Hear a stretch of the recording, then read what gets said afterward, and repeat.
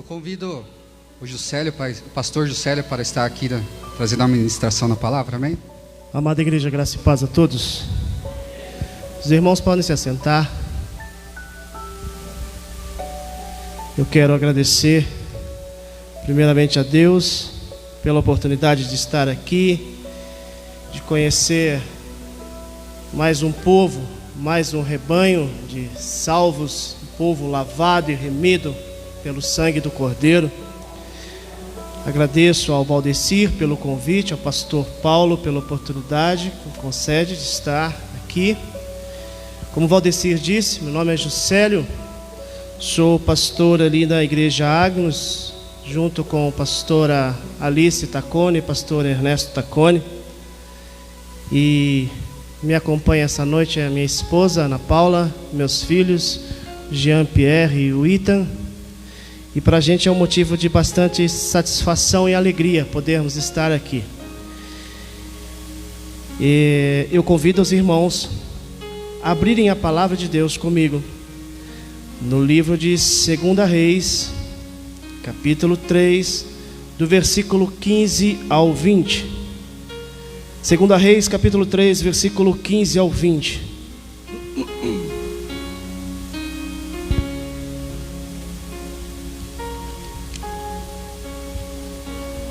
Amém? Todos encontraram?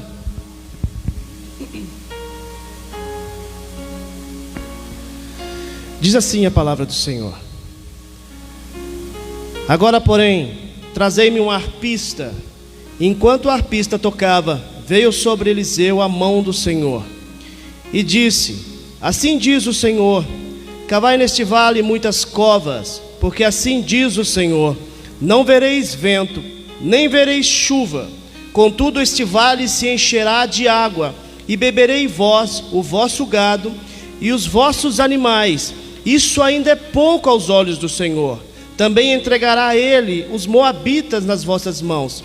Destruirei todas as cidades fortificadas e todas as cidades principais. Destruirei todas as boas árvores, taparei todas as fontes de água e danificarei com pedras todos os bons campos.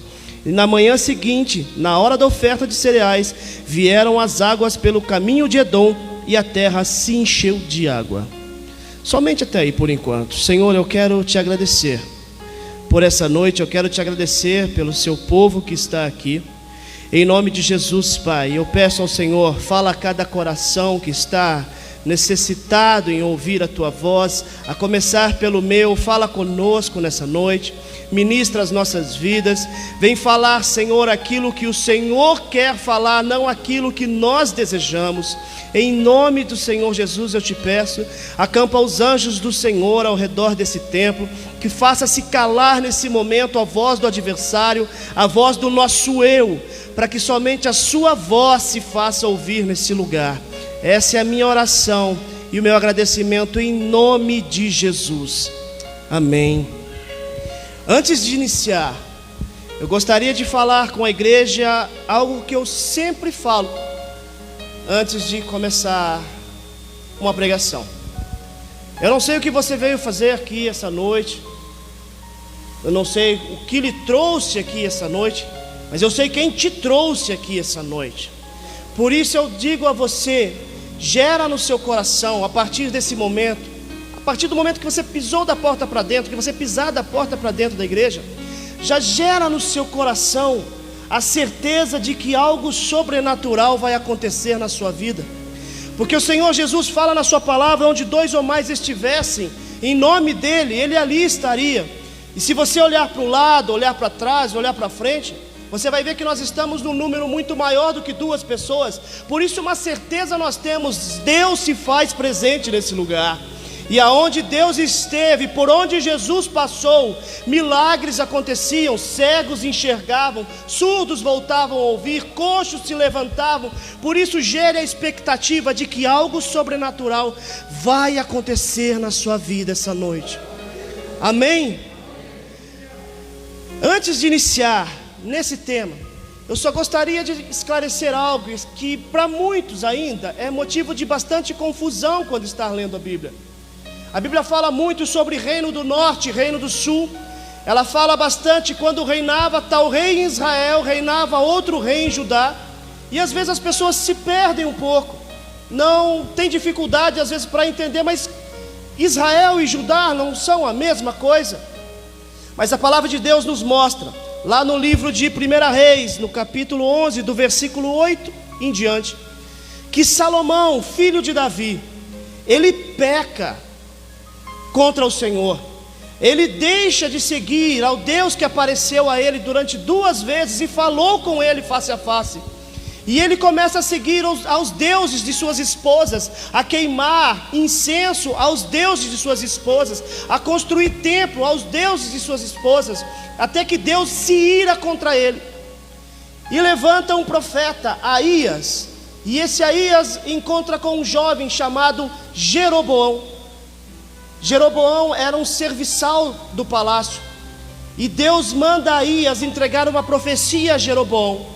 E Aías chega até Jeroboão e disse: olha, eu vou rasgar o reino de Salomão em 2, mas eu vou deixar uma parte com ele, por amor ao meu filho Davi.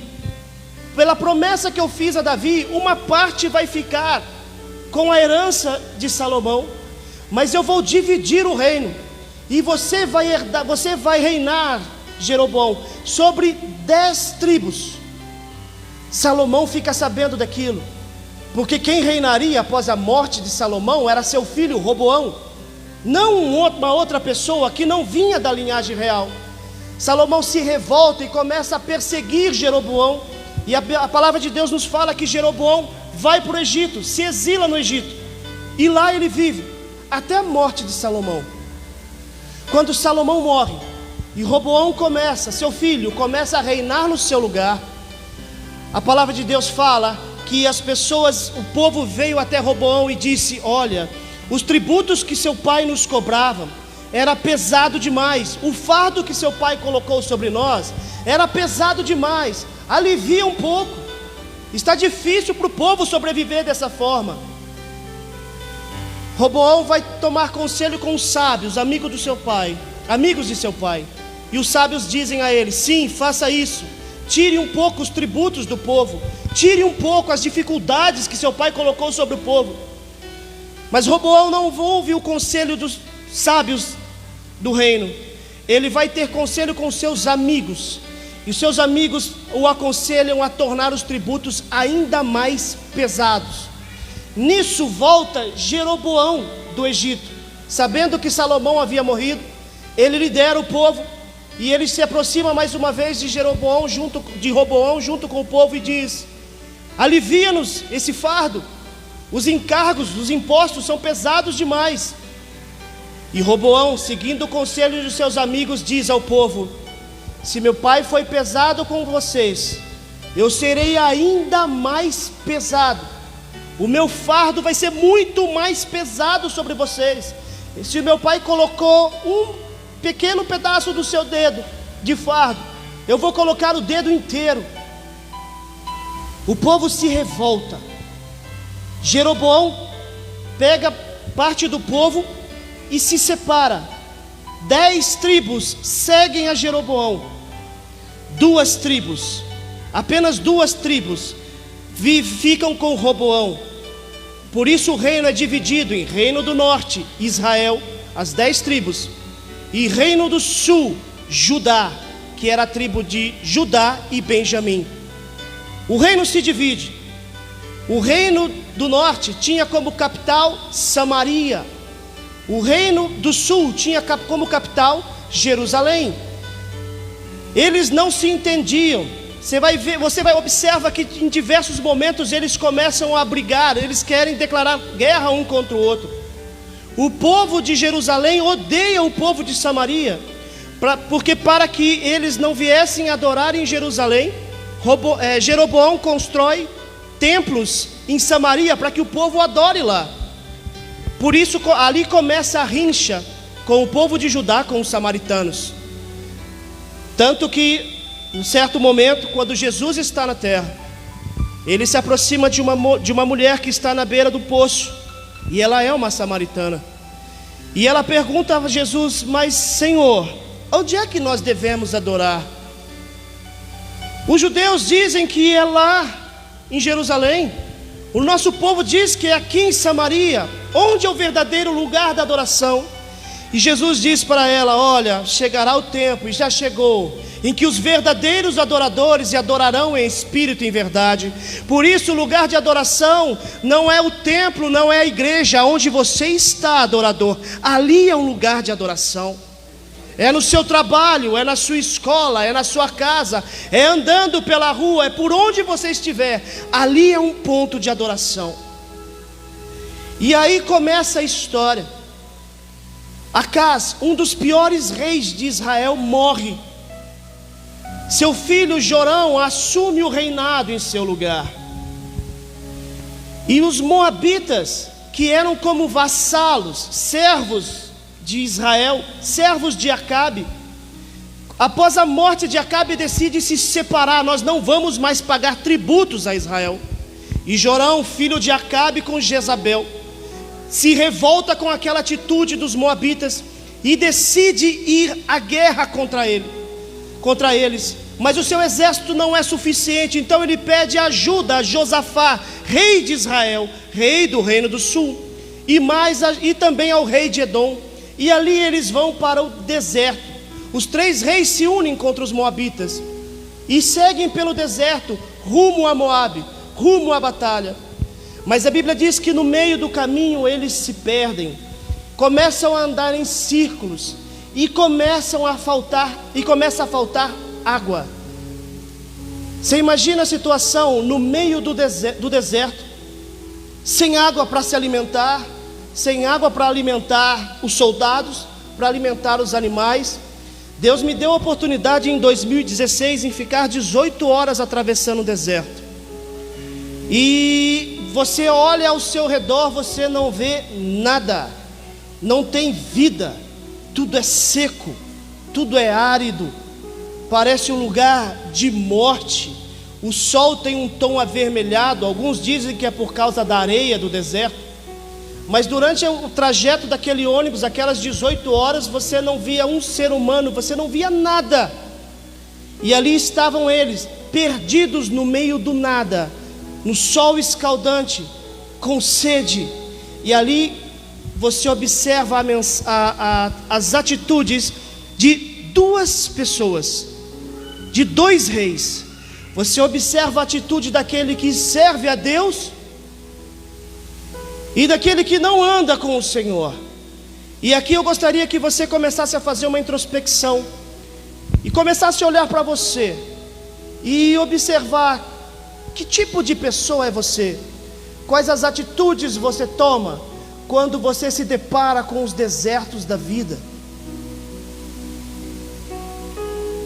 quais as atitudes que você toma quando você se depara com as adversidades, quais as atitudes que você toma quando o céu parece de bronze e você ora e parece que a sua oração não passa do teto, quando dá a impressão que até Deus virou as costas para você. Quais as atitudes que você toma quando seus amigos te dão as costas, quando o doutor, após um exame, diagnostica que uma doença tem se alastrado pelo seu corpo?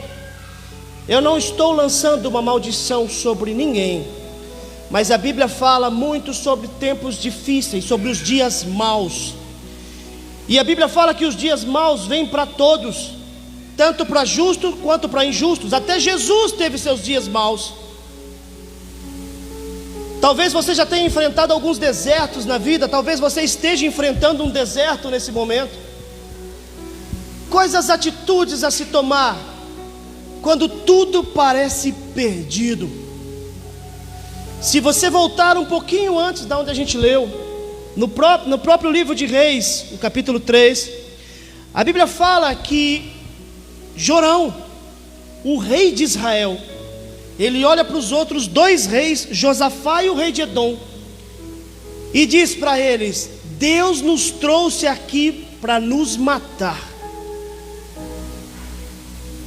Jorão reclama, Jorão se revolta, e ele procura um culpado. E não é difícil, nos dias difíceis, quando o deserto da vida se aproxima, a gente procurar um culpado, achar que alguém tem que ser culpado por aquilo que nós estamos passando. Culpar o marido, culpar a esposa, culpar a empresa, culpar o governo, culpar a política. Nós sempre procuramos um culpado, mas geralmente se culpa a Deus. Isso começou lá no início, no primeiro pecado. Vocês lembram quando Deus interroga Adão, qual é a primeira pessoa que Adão escolhe como culpado? A mulher que o Senhor me deu. Como se ele estivesse dizendo: eu não pedi, Eva, o Senhor me deu porque quis, e por causa disso eu pequei. O homem sempre procura um culpado para suas falhas.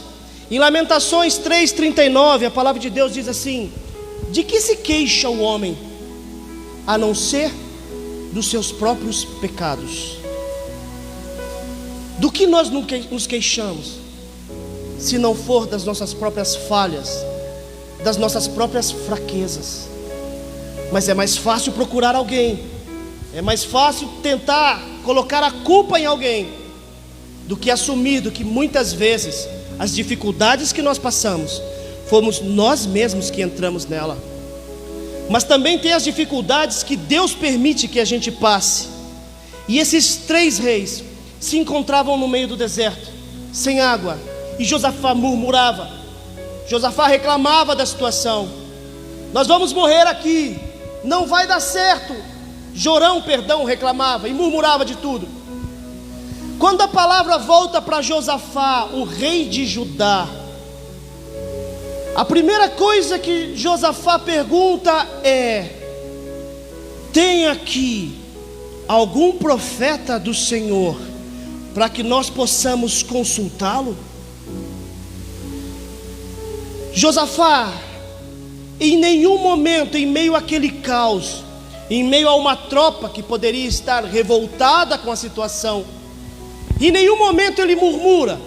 A primeira coisa que ele pede para ouvir, que ele quer consultar: existe aqui um profeta do Senhor, para que a gente possa ouvi-lo.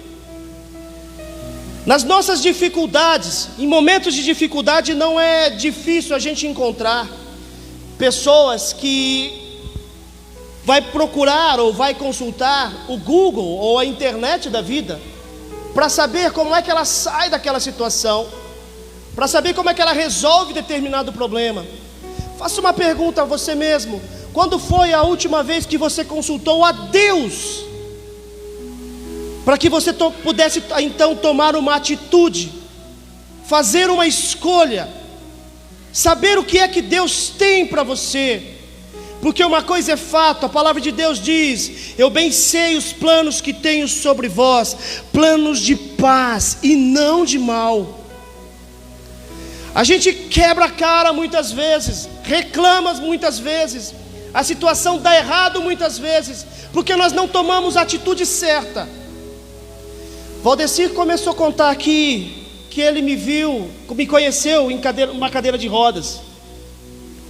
Isso porque a gente jogava bola junto, e eu era um rapaz que corria, saudável. Mas no ano de 2009, faltando poucos dias para o nosso casamento, meu casamento, após alguns exames e muitas dores na coluna, foi descoberto que eu tinha um tumor no canal da medula. O médico tinha me dito assim: olha, você opera na sexta-feira e no domingo você sai andando. Chegou o dia do casamento, nos casamos lá na Lagoinha. Minha esposa é de Belo Horizonte, fazia parte do ministério de Lagoinha. Nos casamos lá na igreja e eu tive muita dificuldade de ficar de pé, mas muita dificuldade devido às dores. Havia um tumor no canal da medula que comprimia os nervos e eu já não conseguia mais andar direito. E o médico havia me dito: ou você opera, ou você vai viver de cadeira de roda usando fraldas. Ali eu entrei no deserto. Ali Deus permitiu que eu passasse pelo deserto. Mas eu quero dizer algo para você, meu irmão, minha irmã. Quando você entra no deserto, quando Deus permite que você vá para o deserto, não é porque Ele quer destruir você. Deserto não é lugar de morte. Deserto é lugar de purificação. Deserto é lugar de intimidade com Deus. Deus mandou o povo para o deserto para ver quem eram os fiéis que iam permanecer firmes a Ele. Deus mandou Jesus para o deserto. Paulo foi para o deserto. E toda vez que a pessoa entra no deserto, você observe que ela sai de lá melhor. Ela sai de lá restaurada. O deserto é como um degrau que Deus coloca nos nossos caminhos. Chegou o dia da cirurgia, numa sexta-feira, 8h30 de cirurgia. Para resumir, a história é bastante longa. Mas na cirurgia, quando eu acordei na UTI, eu acordei com muitas dores. Eu gritava, eu chorava na UTI. Começaram a me dar ali morfina, dolantina. E dolantina é um medicamento que não é para tirar dor. Ele engana o cérebro da pessoa que ela não está sentindo dor, mas ele também destrói o cérebro da pessoa. Esse medicamento é dado para quem tem câncer em estado terminal. Tomava morfina, revezava com dolantina. No sábado, o médico me levou, ele mesmo numa ambulância, me levou para fazer uma outra ressonância. E ali ele descobriu que um parafuso tinha pinçado um nervo. E eu tinha perdido o movimento da perna esquerda naquela cirurgia. Ia ser necessário abrir tudo de novo para arrancar aquele parafuso. E ali eu entrei num verdadeiro deserto. Foi quase um ano tentando voltar a andar. Foi quase um ano tentando viver normalmente. E quantas vezes eu pedi ao Senhor a morte. Quantas vezes eu reclamei, mas por que, Deus? O que eu fiz de errado? E vinham pessoas e falavam exatamente isso. Observa na sua vida, alguma coisa você fez de errado. Deve ter algum pecado aí que está em oculto e você não confessou a Deus. E eu ficava pensando, mas por que Ele está me castigando dessa forma? O que eu fiz? Por quê? E Deus nem sempre vai responder a você os porquês, mas Ele vai te fazer entender futuramente o porquê você passou por aquilo. E o tempo foi passando, e ali eu ficava tomando sempre morfina, dolantina. Foram 1 ano e meio quase nessa medicação. Tomava morfina 4 vezes por dia, ou comprimido ou intravenal, no hospital, para tentar suportar a dor. Quando eu achei que tudo estava passando, já estava andando, as coisas já estavam melhorando, as dores voltaram um pouco mais intensas. Fui fazer uma nova ressonância e o médico disse: olha, Juscelio, o tumor cresceu e já não tem mais o que fazer. Eu falei: mas doutor, tem um filhinho pequeno em casa. Jean-Pierre não tinha 2 anos naquela época. E quanto tempo mais o senhor acredita que eu vá continuar vivendo? Do jeito que está crescendo, Juscelio, 1 ano, 2 anos, mas não se preocupa com isso, vai vivendo. Eu fui para casa, fui pesquisar na internet esse tipo de tumor, e ali eu ver se tinha algum tratamento em algum lugar do mundo, e 100% dos casos era óbito, e todos da mesma forma. O tumor crescia pelo canal da medula, chegava aqui na altura do pescoço, onde ele se estreita, onde ele afunila, e ali ele aperta todos os nervos. A pessoa perde o movimento do pescoço para baixo, é necessário fazer uma tráqueo. Ele chega até a cabeça, a pessoa não suporta as dores de cabeça, até que ela tem que ser sedada, e ali espera a morte. E eu ficava pensando: por quê? Mas por quê? Meu filho tinha 2 anos. Meu sonho sempre foi ser pai. Eu sou obreiro da Jocum, lá na cidade de Saint-Marc, no Haiti, onde Deus me permitiu implantar uma escola de futebol para crianças carentes. E eu via aquelas crianças correndo, jogando bola, evangelizava elas através do futebol. E aflorava em mim aquele desejo de ser pai, de ver o meu filho crescer. Deus me deu essa oportunidade linda. E eu sempre imaginava como é que seria o meu filho indo para a escola, eu levando ele, deixando ele no portão da escola, ele na sua adolescência, jogando bola. Quando ele fosse fazer seu primeiro barbear, eu queria estar do lado dele. Quando eu recebi aquela notícia, quando você recebe uma notícia desse tipo, a primeira coisa que se apaga da sua mente é perspectiva de futuro. Você começa a viver um dia de cada vez. Eu já não, eu olhava para o rostinho do Jean com 2 aninhos, já não conseguia mais ver ele indo para a escola. Eu só imaginava que pouco tempo depois ele estaria do lado do caixão do pai dele, velando o próprio pai. E isso doía bastante. Isso machucava muito. O meu sonho estava se esvaindo entre as minhas mãos. Eu estava no deserto. E eu achei que quando voltei a andar, eu estava saindo dele. Mal sabia eu que eu estava indo cada vez mais para o meio. Eu pregava nas igrejas de cadeira de rodas, via pessoas sendo curadas, pessoas sendo transformadas, e eu perguntava a Deus: por que comigo não? Quantas vezes saía do púlpito, era levado direto para o hospital modelo para tomar morfina, por ter ficado tanto tempo de pé. E eu perguntava a Deus: por que eu estou passando por isso? Por quê? Por quê?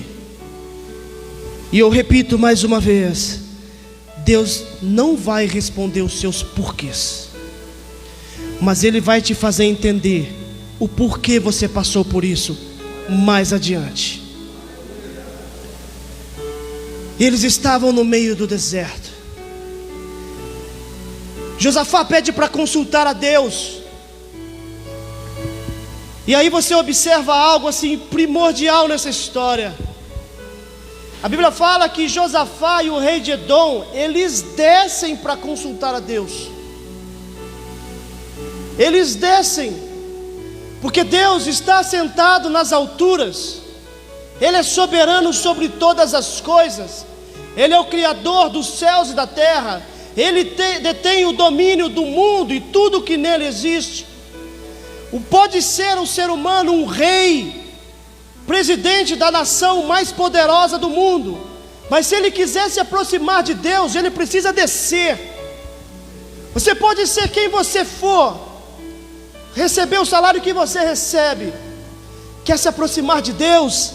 Desça. Ele está sentado no seu trono e não coloca ninguém assentado, não coloca nenhum trono do lado dele, para que você e eu possamos nos assentar. Desça. Ele toma essa atitude, ele desce e consulta a Deus. Eliseu, o profeta, diz a ele: se não fosse Josafá, eu sequer daria ouvido a você, Jorão, o rei de Israel. Mas porque ali tinha um homem de Deus, que sabia como consultar a Deus, que sabia como agradar o coração de Deus, sabia como tomar atitude no meio do deserto. Deus fala com ele e diz essa promessa a ele: olha, vocês estão com sede? Comece a cavar poços.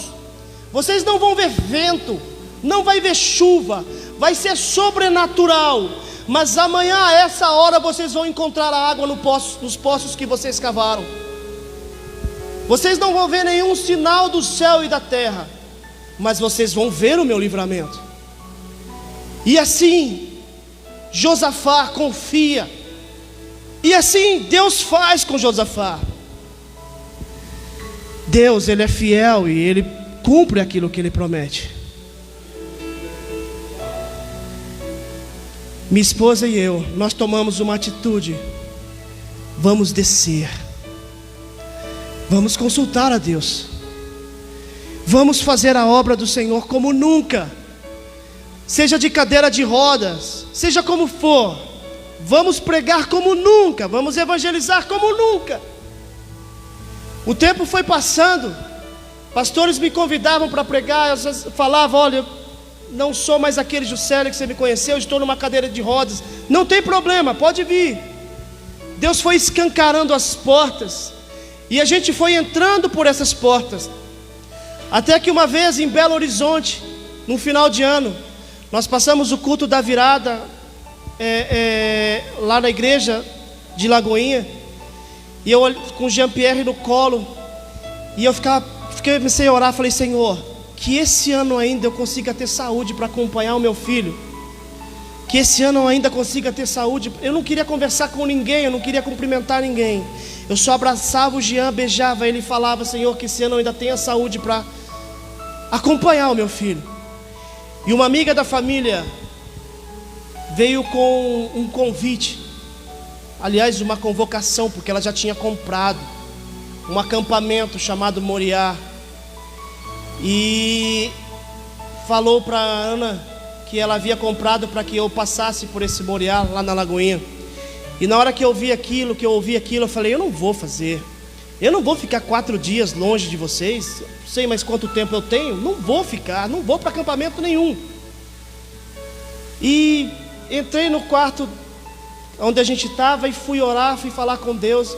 E aí eu fiz uma oração, falei: Senhor, se eu tiver que ir para esse acampamento, o Senhor vai me dar um sinal. A nossa passagem, nosso voo de volta já está comprado, eu vou ter que remarcar e vou ter que pagar a diferença. Eu não vou tirar um centavo do meu bolso. Se esse dinheiro aparecer, eu sei que é o Senhor confirmando que eu tenho que ir para esse acampamento, para esse Moriá. Por que eu fui fazer aquela oração? Quando chegou a noite, meu sogro chegou e disse: Juscelio, você me perdoa, eu esqueci, porque eu havia pregado no domingo passado na Lagoinha de Contagem, no domingo anterior. Ele disse: olha, o pastor colocou um envelope no meu bolso, eu esqueci de entregar para você. Eu falei: ai. Quando eu peguei aquele envelope e abri, era exatamente o valor da diferença das passagens. Ou seja, eu tive que ir para o acampamento. Quando eu cheguei no acampamento, eu lembro que a cama era dura, só o pessoal da liderança sabia aquilo que eu estava passando. Então eles colocavam aquelas cadeiras de plástico e mais uma na frente para que eu pudesse ficar esticado o pé. E eu ficava lá no fundo, não falava com ninguém. Na primeira noite eu não consegui dormir, a cama era dura, e a minha cama estava de assim, e havia as outras beliches de atravessado, e ali havia pessoas do Brasil, do mundo inteiro, de diversas denominações. E na cama da frente havia um japonês de Limeira, e ele roncava muito alto. Eu peguei, além de não conseguir dormir por causa da dor, eu não conseguia dormir por causa do ronco dele. E eu comecei a fazer bolinhas de papel com o caderno que eu tinha levado e ficava tentando jogar para ver se ele caía na boca e ele parava, ou se ele parava de roncar. Amanheceu o dia, eu não tinha dormido nada. Levantei, fui para as ministrações, para as palestras. Voltei no final da tarde, já para a noite, dormi, apaguei, desmaiei na cama. Quando eu acordei de manhã, a primeira coisa que acontece é o bendito do japonês vir até mim reclamar, dizendo que ele não tinha dormido porque eu tinha roncado demais. Amém? Mas aquela manhã, eu me levantei da cama, fui fazer ali minha higiene pessoal, fiz o meu devocional. No meio do caminho desamarrou o meu tênis. Eu lembro que eu abaixei e amarrei o tênis. Quando eu cheguei no templo, estavam cantando E ele vem saltando pelos montes. Estava todo mundo pulando, e eu comecei a pular também, a dançar e a cantar. As pessoas começaram a me olhar, a pegar as câmeras e a filmar, tirar foto. Na hora eu pensei: minha roupa deve estar rasgada, deve estar suja, por que está todo mundo me olhando desse jeito? E um pastor chegou até mim e falou: pastor, você percebeu que você está pulando? Ali, eu olhei para trás e percebi que quando eu acordei e levantei da cama sozinho, desde que eu tinha operado, eu não conseguia fazer isso. Era minha esposa que me ajudava a se levantar. Quando eu abaixei e amarrei o meu cadarço e me levantei, eu nunca mais tinha me abaixado e levantado. Eu não tinha força numa das pernas e tinha perdido 25% de força na outra. Eu não conseguia fazer isso. Pular então era impossível. Eu tenho metal a lombar inteira das cirurgias que eu já fiz na coluna. Eu não conseguia pular de forma alguma. E ali Deus me colocou no coração essa certeza: o seu deserto acabou. O seu deserto cessou. Deus tem promessa para você no deserto. Deus tem promessa para você no deserto. Seja qual for o deserto da sua vida, Deus tem promessa para você no deserto. Eu lembro que quando eu saí, eu peguei meu filho no colo. A primeira coisa que eu falava: seu pai não vai morrer, seu pai não vai morrer. Voltei para Sorocaba, fui até o cirurgião e disse: eu quero fazer uma outra ressonância. E ele disse: Juscelio, para com isso, eu quero fazer uma outra ressonância. Juscelio, isso pode mexer com o seu psicológico. Doutor, eu preciso fazer uma outra ressonância. Tem promessas de Deus para você, mesmo em meio ao deserto. Se você estiver com a sua Bíblia aberta, abra para mim em 2 Crônicas 7, versículo 13 e 14.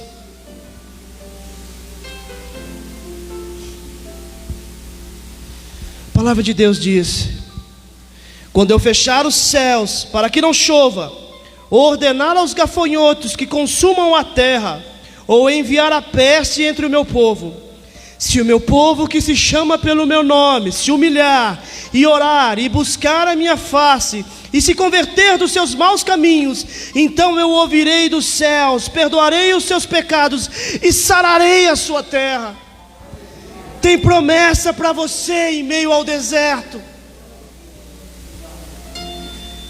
Eu fiz aquela ressonância, voltei ao médico para saber qual era o resultado dela. Eu estava com o Jean do meu lado, ele pequenininho, 2 anos de idade.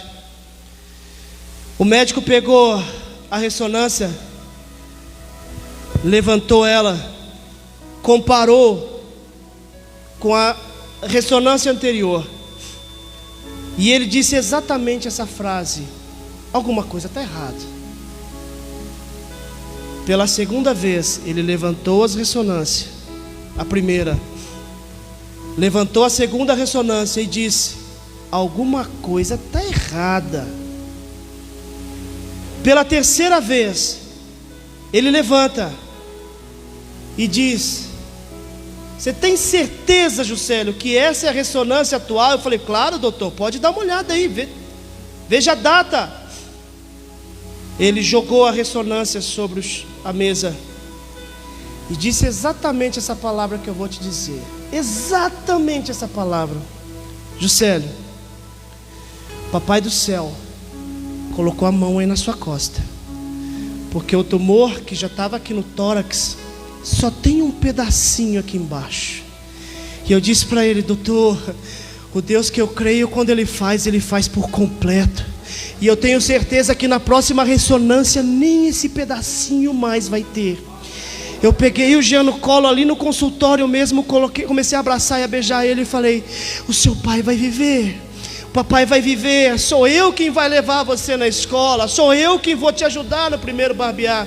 Aquela sentença foi apagada da minha vida. O deserto tinha acabado da minha vida. Por isso eu falo para você: independente do deserto que você esteja passando, independente da situação que se colocar na sua frente, Deus tem promessas para você, mesmo em meio ao deserto. Para terminar, abra a palavra de Deus comigo, lá em Isaías 43, do versículo 19 ao 21.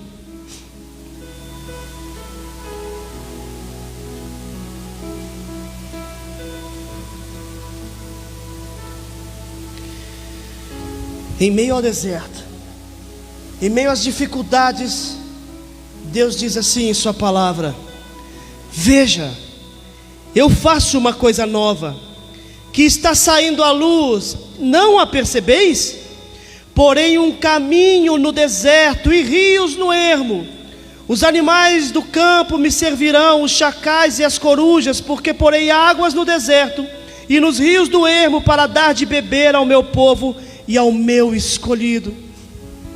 Mesmo em meio ao deserto, mesmo em meio à escassez, à aridez que pode ter a sua vida, saiba que mesmo no meio do nada, Deus cria um oásis para fartar a necessidade do seu povo, para fartar a sua necessidade.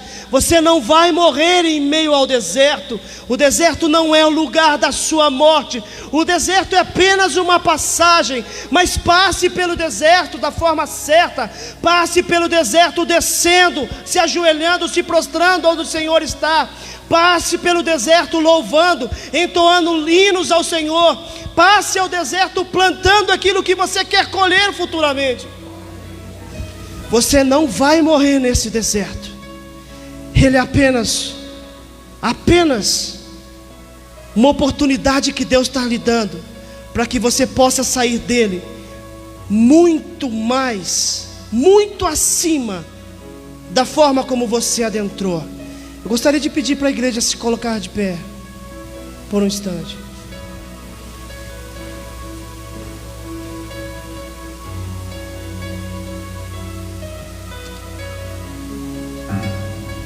Feche seus olhos por um momento.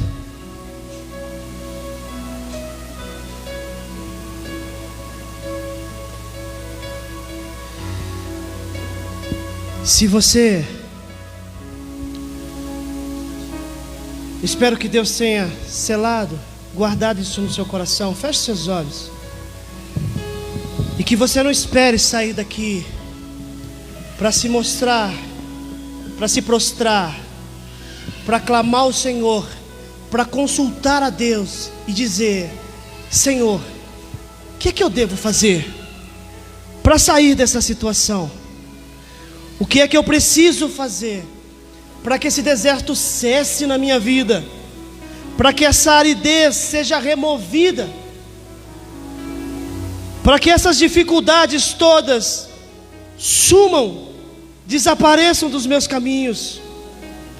Feche seus olhos por um instante e clame ao Senhor. Fala com Ele. Faça como Josafá.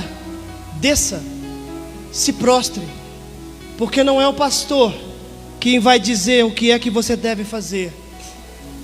É o próprio Senhor que quer te orientar e dizer: faça isso, meu filho. Faça isso, filha minha. Amém?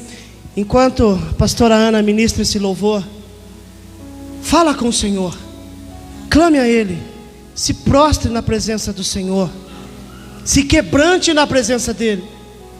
Ele sabe exatamente onde você está no meio desse deserto, e Ele sabe exatamente onde é que está a saída desse lugar. Aleluia, aleluia. Feche seus olhos nessa hora. Quem sabe você está aí pensando: mas pastor, eu já estou morta ou estou morto nesse deserto. Mas eu tenho algo para te dizer. O Senhor Jesus está aqui. Aleluia. Ele é um Deus que ressuscita mortos. Amém? Então coloque a mão no seu coração. E onde há aridez, onde há morte, agora vai haver vida, porque você vai se levantar.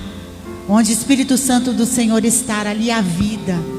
E é esse sopro de vida que Ele quer derramar, quer soprar sobre nós aqui nesta noite. Aleluia, Jesus. Sopra, Espírito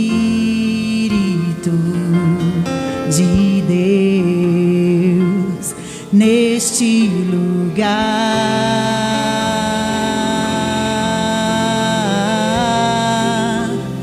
com seu poder e sua graça, venha avivar.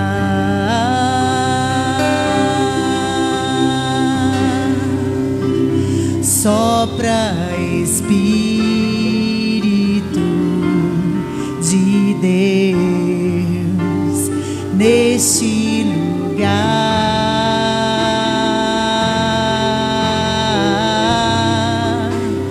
com seu poder e sua graça venha avivar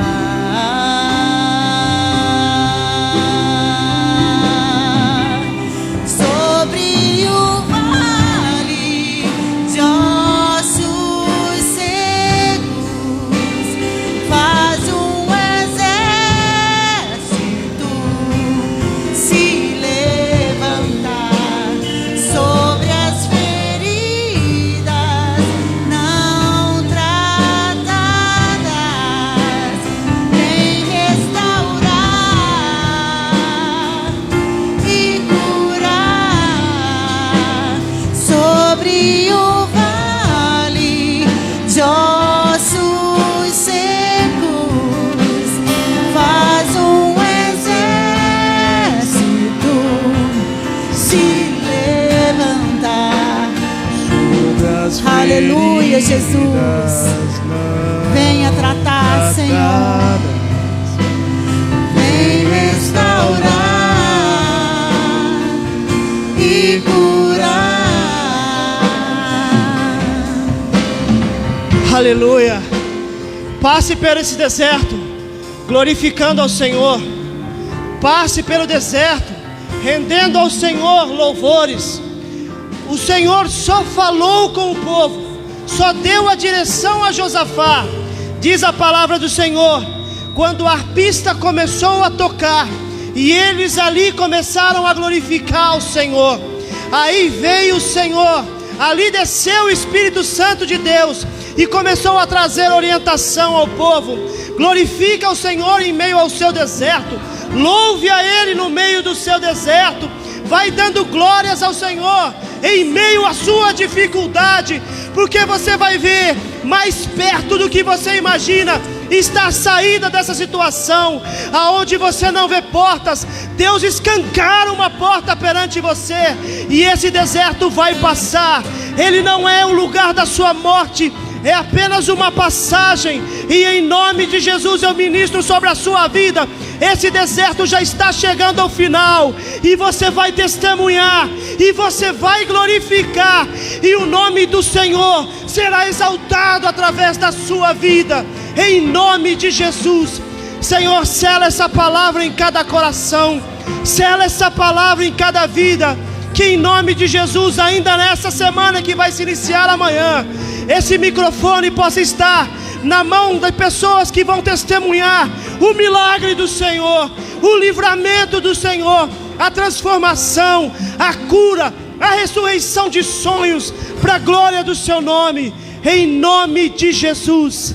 Em nome de Jesus. Aleluia. Se você crê, exalta o Senhor com seus lábios e com suas mãos aplaude ao Senhor, glorifica o nome dele, em nome de Jesus.